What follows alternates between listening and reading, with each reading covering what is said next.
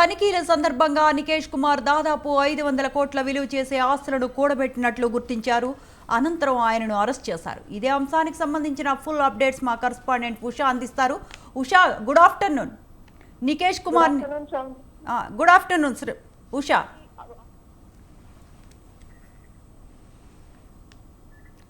నికేష్ కుమార్ ని ఇప్పటికే అరెస్ట్ చేసి రిమాండ్ కి తరలించినటువంటి పోలీసులు చెర్లపల్లి జైలు నుంచి అతన్ని 4 రోజుల కస్టడీకి అయితే కోర్టు అనుమతించింది. ప్రస్తుతం అయితే ఇరిగేషన్ శాఖ ఏఈగా పనిచేసినటువంటి నికేష్ కుమార్ ని కాసేపటి క్రితమే ఏసీబీ కార్యాలయానికి అయితే తీసుకొచ్చారు. వైద్య పరీక్షల అనంతరం అతన్ని 4 రోజుల కస్టడీలో భాగంగా విచారించనున్నారు. ఏదైతే 500 కోట్లకు సంబంధించినటువంటి ఆదాయానికి మించినటువంటి ఆస్తులకు సంబంధించి ఇప్పటికే 18 లాకర్ల దాకా గుర్తించారు ఏసీబీ అధికారులు. ఇందులో దాదాపు 3 లాకర్ల దాకా ఓపెన్ చేయగా దాదాపు వజ్రాలు, బంగారం, అలాగే ఆస్తులు తాలూకు పత్రాలు కూడా చాలా వరకు విలువైనవన్నీ కూడా గుర్తించినట్లుగా అయితే తెలుస్తుంది. బినామీ ఆస్తులు, అలాగే విల్లాలు, అలాగే ఎక్కడెక్కడ ఇతను ఆస్తులు కూడబెట్టారు అనుకోవడంలో పూర్తి స్థాయిలో అయితే దర్యాప్తు చేయడానికి అయితే ఏసీబీ అధికారులు ఈ రోజు నుంచి కస్టడీలో భాగంగా కస్టడీకి తీసుకున్నారు.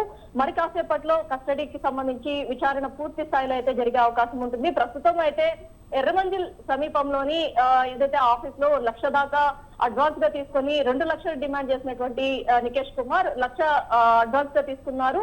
ఆ సమయంలోనే పట్టుబడి సస్పెండ్ అయిన సంఘటన కూడా మనం చూసుకోవచ్చు. ప్రస్తుతం ఏదైతే 500 కోట్ల ఆస్తులు, అలాగే అతనికి సంబంధించినటువంటి బినామీ ఆస్తులు, వీటన్నిటి మీద కూడా కూలంకుషంగా ఏదైతే ఏసీబీ అధికారులు అయితే దర్యాప్తు అయితే కొనసాగిస్తున్నారు. అతనికి సహకరించినటువంటి వ్యక్తులు ఎవరు, క్రింది స్థాయి వ్యక్తుల నుంచి పై స్థాయి వ్యక్తుల వరకు ఎవరెవరు ఇతనికి సహకరించారు, ఎస్సీ కూడా ఇందులో ఇన్వాల్వ్ అయి ఉన్నారు అన్న అభియోగాలు ఉన్నాయి. కాబట్టి అతన్ని కూడా పిలిచి విచారించే అవకాశం ఉంటుంది. ఏదైతే ఈ రోజు నికేష్ కుమార్ నోరు మెదిపితే మరికొన్ని అరెస్టులు కూడా జరిగే అవకాశం ఉంటుంది. ఇతనికి సహకరించినటువంటి వ్యక్తులు, ఇతని 500 కోట్ల ఆస్తులైనా ఇంకా 100కి ఏమైనా 100 కోట్ల దాకా ఏమైనా రీచ్ అయిందా ఇతని ఆస్తుల చిట్టా అన్న కోణంలో పూర్తి స్థాయిలో అయితే ఏసీబీ అధికారులు ఈ రోజు నుంచి 4 రోజుల పాటు అయితే విచారించనున్నారు. శ్రవంతి, అయితే ఉషా, ఏఈఈ నికేష్ కుమార్ ఏసీబీ కస్టడీలో ఏమైనా ప్రశ్నలు అంటే ఎటువంటి అంశాలను ఏసీబీకి వివరించే అవకాశం కనిపిస్తోంది? ఏమైనా నోరు విప్పే అవకాశం ఉందా లేదా?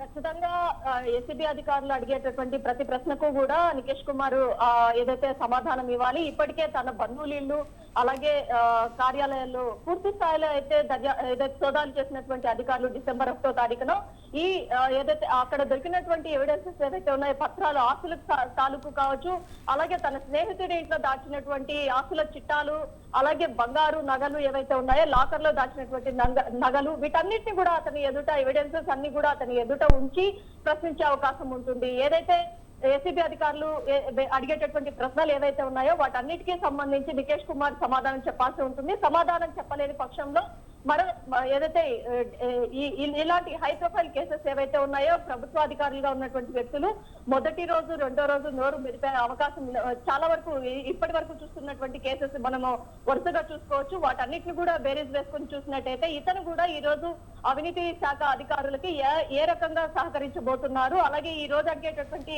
ఏసీబీ అధికారులు అడిగేటటువంటి ప్రశ్నలన్నిటికీ కూడా ఇతను సుముఖంగా ఏదైతే విచారణకు సహకరిస్తారా లేకపోతే విముఖత వ్యక్తం చేస్తారా అనేది కూడా వేచి చూడాల్సి ఉంది. చూడాలి. ఈ రోజు ఏసీబీ అధికారులు అతని 18 లాకర్లకి సంబంధించి, అలాగే బినామీ ఆస్తులకు సంబంధించి, అలాగే లాకర్ బిల్లాలకి సంబంధించి ఎక్కడెక్కడ ఎన్నెన్ని ఆస్తులు కూడా పెట్టారు అన్న స్థాయిలో పూర్తి స్థాయిలో అయితే ఈ రోజు నుంచి అయితే విచారణ అయితే కొనసాగించనున్నారు. శ్రవంతి.